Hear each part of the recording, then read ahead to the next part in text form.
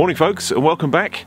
This video is all about my kit and clothing choices for the Hunter-Gatherer Challenge. Now, as a lot of you will know, I recently went on a 4-day, 4-night primitive survival challenge down in Wiltshire. We were only allowed a strict, very limited kit list to get us to think about making items that we didn't have with us from natural resources we found around us. That's kind of the whole point. We were allowed just a few items, and everything else we needed we had to either find or make. Now, I got asked by quite a few people in the comments about kit that I took, so I thought the best thing to do is to put together a video showing the kit and clothing I chose and what I'd choose differently next time. Starting with clothing, I'm going to start at the top and work down. I'll put links for everything in the description box below, and somewhere up here or here I'll say what they are as I'm talking about them. So on my head I have a woolen beanie hat. This is a Buffy hat, and these are available from Ben Orford's website amongst other places, and yeah, this is great. I've had loads of beanie hats and woolen hats over the years, but this is by far the most comfortable. It's a really nice fit for me. It covers my head well, it comes down right over my forehead so I get maximum warmth from it. It's soft, it's comfortable, it's light, and yeah, I just love it. It kept me really warm on the Hunter-Gatherer. Obviously I wore it all the time, but especially at night when the temperature drops, it was great. Moving down, I have this shirt here. This is made by Crag Hoppers, and it wasn't my first choice. I ordered a shirt especially for the Hunter-Gatherer, a woolen shirt by some bushcraft, but they're made to order, handmade to order, and it didn't arrive in time. So as a bit of a last minute panic buy, I bought this used off eBay. It's part wool, it's not 100% wool. I think it's probably no more than about 50% wool, and then probably some polyester and stuff in there as well. But actually, you know, it did the job well. It kept me warm, it dried reasonably quickly, and you know, it's got everything I needed. It's got a couple of pockets for putting stuff in while I'm out foraging or whatever. Button up front. Yeah, it's not bad, and they're very affordable. You know, Crag Hopper's gear is not expensive, but it's reasonably well made, and yeah, it wasn't bad. I was quite happy with it. This is the shirt I ordered and that I intended to wear, and obviously if I was doing the course again, this is what I'd take. This is 100% wool. It's a really big, nice, generous fit, grandad style sort of collar, big pocket here. It's got a generous long cut to it, and you know, super warm. And being wool, natural materials, well, they're just the best for bushcraft, really. You know, I haven't got to worry about sparks from the fire putting holes in this. It'll keep me warm even if it gets wet, and yeah, just all round good. So under my shirt and next to my skin, I've got a merino base layer. This is made by Alp-Kit, and these are really good. This is the second one I've had, and I really like them. They're comfortable next to the skin. Some of them can be a bit scratchy. I find that these ones aren't. They're nice and soft, and they're really long, generous long cut. Comes down and covers your bum. You can tuck it in or have it on the outside. It's got thumb loops, and yeah, just really nice. One of the downsides about merino is you do get holes in them. This one's already got a few holes. And this was new for the Hunter-Gatherer, so you know, they're not perhaps as hard wearing as like a cotton or a polyester t-shirt, but they're not going to keep you warm. These are. It's going to stay warm even if it gets wet.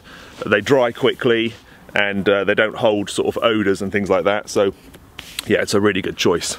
Trousers, I've got a pair of Fjällräven Vidda Pros. I love these trousers. I've had these about 5 years, and I'm just starting to wear them out now. They've lasted so well, and I've really used and abused them. I mean, they've been through hell, really, these trousers. You know, I am just starting to go through the knees in them, so these will be replaced shortly with another pair. I like them that much. They're made from a light cotton canvas, which Fjällräven called G1000. They're really wind resistant and hard wearing, and you can waterproof them using a wax that they sell, or you can make your own wax and apply it with heat, and it makes them waterproof. So you can waterproof the whole thing, or you can just waterproof panels, and that's what I did for the Hunter-Gatherer. I waterproofed the knees and the lower legs because I knew it was going to be wet. I waterproofed the panel at the back, so sitting down wasn't a problem, and I waterproofed over the pocket areas just so that if I had tinder and stuff in there, it would protect it a little bit from the rain, and that worked really well. Yeah, these were good trousers. On my feet I wore a pair of British Army combat boots. These are made by Hakes. They're the Hakes High Liability boot. Really good. I love these boots. They're not expensive. They're super hard wearing. They've got a high amount of support up the ankle here. Gore-Tex lined. Just, yeah, really good. You know, they're going to stand up to anything you throw at them really in the woods. I really rate them. And then under those I wore a pair of Lorpin socks. These are sort of quite a technical sock. They were quite expensive, but they are really good. They're warm, they're quick drying, and they're very, very comfortable. Lots of padding in all the right areas, and yeah, really good. So they kept my feet nice and dry and comfortable. So that's the clothing I wore for the walk-in, but I did take a couple of other items of clothing which I packed away in my dry bag with all of my other bits and pieces. So this is the bag I took. It's a sort of medium-sized Ortlib waterproof dry bag. I use it for canoeing and stuff all the time. And then for carrying purposes, I've got a piece of cordage on here. I'll come back to the cordage because that's actually one of my items. And that's just got a little carabiner clip at the top just so I could fasten it to the dry bag.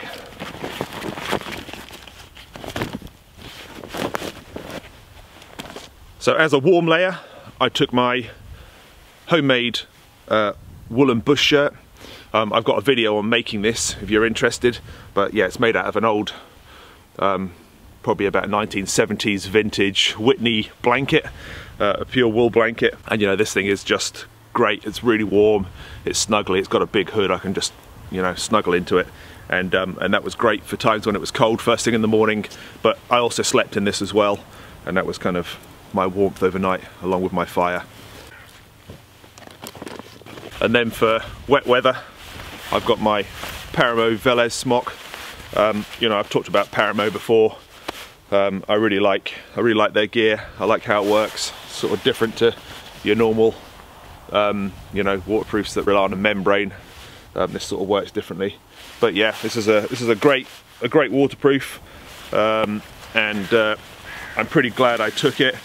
What I really wanted was something made from Ventile, but Ventile clothing is so expensive I just couldn't justify it. I just couldn't afford it. But I think if I had a choice and I could afford to do so, I would take a Ventile waterproof coat, just because, you know, it's a natural material. It's made from cotton. It's what those old flying suits were made out of during World War II. Like early sort of immersion suits, really. You know, as soon as they get wet, the fibers swell up, blocking all water getting through. This being you know, made from sort of modern materials, I did get a burn hole in it while I was away, which I'm not that happy about. But you know, that was the risk I took. The whole point of the challenge wasn't to take modern materials, because you're wearing your shelter then, aren't you?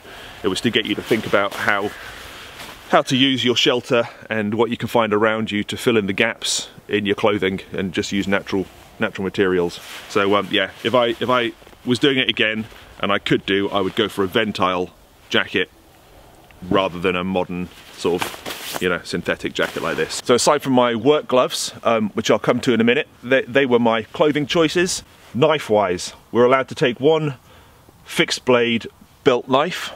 I chose to take my TBS bore because that's what I have and that's what I use all the time.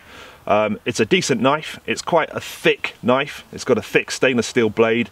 It really is a bit of a brute. It's no good for sort of like fine work and fine carving and things like that, but it is a good all-round bushcraft knife, and it was ideal actually for the hunter-gatherer. You know, I could use it almost to chop the ends of poles if I needed to drive them into the ground. It was really good at just taking small branches off poles as I was building my shelter, and yeah, it was good. It did everything I asked of it. You know, I made my shelter, I made the components I needed to get my fire going, I made a reflector wall, I made a bow and an arrow. Everything I made with this knife and the folding saw that I'll show you in a minute.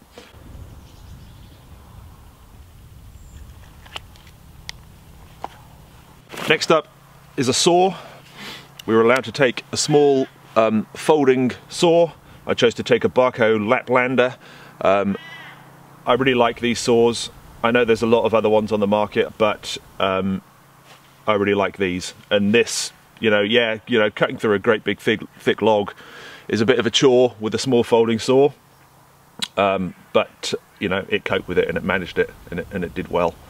Yeah, they're good saws, and they're not too expensive. You know, they're sort of like, I don't know, about £17 or something, aren't they? Something like that. So you know, really affordable. I put lanyards on both my knife and my saw in bright yellow, so that if I dropped them in amongst the leaves I wouldn't lose them. It would have been a nightmare if I lost either of these two tools on this course, because they were so essential for shelter building and collecting firewood and all the rest of it. So yeah, saw and belt knife. Next up is a cooking pot. We're allowed to take one small personal sized cooking pot with a lid. I chose to take a zebra billy and not the insert. It was just the pot and the lid. My billy pot has a cable bail handle replacement. I took the rigid one off and replaced it with this because it's just so much more versatile. It's easier to pack away, and yeah, just it means that the handle doesn't flop down in the fire as you're cooking if you're not suspending it. Stainless steel, really robust, and perfect for one person. This was my cooking pot, this was my cup, this was my vessel for eating out of, this is what I use for collecting water, and I even did a bit of baking in it. Yeah, really good. Zebra billy can. Next up is cordage. We were allowed to take 3 meters of cordage, like paracord or something similar. I chose to take 1 meter of paracord and 2 meters of this stuff here, which is actually lawnmower starter cable, you know, that you start your lawnmower with. And I chose this because it doesn't stretch.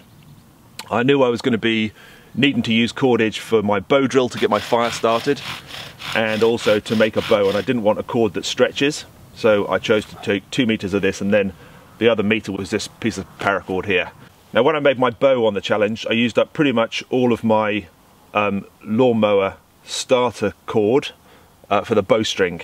So everything else I had to use this paracord for, and there just wasn't enough. 1 meter wasn't enough to do all the things I needed, because I made a father and son bow and I had to lash them together. So what I did, and I'm sure most of you know this already, is I removed the inner strands from the paracord.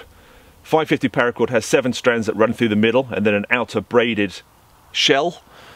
So those 7 strands plus the shell gave me actually 8 meters of cordage that I could use. So I used the outside sheathing to bind my bow together, because I made a father and son bow and it's basically 2 bows bound together. And then the inner strands I used to hold wedges in place that separate the 2 bows or splay them, and to tie the father and son bows together. And that was just enough cordage for that. So that's all I used the paracord for, was just in the bow making. Everything else I used this for. I took with me a pair of work gloves. These are Marmot work gloves, and these were pretty essential really for my shelter building. You know, I was gathering up rough materials, clearing away material off the forest floor, foraging, you know, I'm in amongst brambles and stuff, and picking nettles for food, so they protected my hands from that.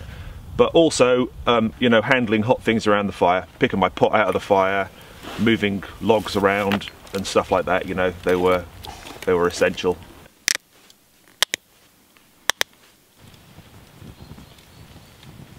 For water collection, I used a millbank bag. This is a canvas bag, which you fill up with water. You wait for it to drain down to this line here, and you hang it up, and water comes through the weave of the canvas and then drips off the bottom of the bag, and you collect it. All it does is remove sediment and turbidity out of the water. You then obviously got to boil it to make it safe to drink. This is just as a kind of like a primary pre-filter, if you like. I took with me a couple of flint knapping tools. This is a pebble that I found on a beach ages ago. I don't even know what type of rock it is, but it's hard, and it's a good hammerstone for flint knapping. Then I've got a small piece of antler here, which I used for just finely dressing the edge of the flint, you know, just to get it to the shape you want, and to put an edge on it. I also took a small mesh bag, which these two were kept in, and that came in really handy on the challenge, because I used it to process hawthorn berries to make a fruit leather.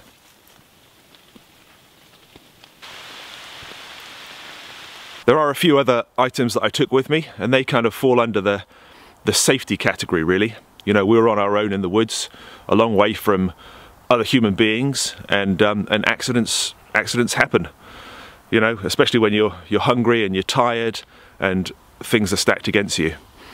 Accidents can happen. They're a real threat. So I took a head torch with me, you know, essential for safety at night. You know, obviously mostly I'm around my campfire and there's a bit of light given off by my fire, but I did have to get wood from next to my shelter to put it on my fire to keep it going at night. I went to the toilet at night, and so getting around at night and not bumping into things and hurting myself, it's pretty essential to have some sort of illumination. I took my Olight H1R Nova head torch. This thing is really good. It's very bright, it's small and it's lightweight and compact. The only downside to this torch for this challenge is that it's a rechargeable torch, so I couldn't take spare batteries for it, and really I would have liked to have done that. However, I did take a portable power bank for charging my phone and also for charging camera batteries and things, and I took the lead, so I would have been able to charge this had I needed to, but actually it lasted the whole challenge anyway on a single charge. You know, I obviously just used it on the low setting and not on the turbo mode, which just drains the battery very quickly. But on the low setting, there was plenty enough light for me to see what I was doing. This bag here contains my other safety and first aid items. So it's just in a dry bag, which I clipped to my belt when I went off foraging or when I went off to do anything. This was clipped to my belt. I've got a whistle on there for attracting attention, and then inside I've got a whole load of first aid stuff. So I've got a tourniquet. This is a military issue cat tourniquet, a combat one, and you know, the hope is that I'd never need to use that, but you know, if I accidentally put my knife into my leg and nicked an artery, this thing could save my life. And you know, yeah, that's in there for that. Hopefully I'll never ever have to take that out of the packaging. I've also got a military trauma bandage. This is like the Israeli style trauma wound dressing. It's got a bar inside there so you can get pressure on it, lots of pressure on it, to stem bleeding. I've got a roll of adhesive dressing, you know, just the cut to length stuff. I've got some Savlon antiseptic cream. I've got tick removers. Ticks were obviously a bit of a threat while I was in the woodland. I didn't get any, but they were there just in case. I've got an antiseptic alcohol wipe. I've got a medium sized dressing. I've got some wound seal. So this stuff is just a powder that you sprinkle onto a wound. It aids clotting. I've got a Victorinox Swiss card here, which is useful. It's got tweezers and bits and pieces, a pin and stuff like that in there. So I've got a splinter, I could get the splinter out. Tweezers obviously for the same reason. And I also had, I know it's not really first aid, but it kind of is for my knife. I've got a DC4 sharpening stone, just in case I nicked my knife or my knife became blunt, I could sharpen it back up again. So that is my emergency and first aid kit. Luckily, none of that had to come out of the bag. I didn't need any of it, but it was nice to know it was there, and well, you just never know. And then the last bit of emergency kit is my phone for emergency use. So there you go, those were my kit and clothing choices for the Hunter-Gatherer Challenge. Joe O'Leary over at Wilderness Survival Skills runs the course yearly. He runs it on a demand basis, so he's only going to run the challenge if there are enough people that want to do it. So if you think it's something you'd like to do, if you're interested, get in touch with him through his website. Well, I'm going to get this lot packed away and head off home. I hope you've enjoyed the video. I hope it's been useful and maybe answered a few of your questions. I'm not saying my choices were necessarily the best choices. You know, everybody has their own opinions of what's best for any given sort of situation. They're just what I chose to take, and they worked well for me. Thanks for watching, and I'll see you soon.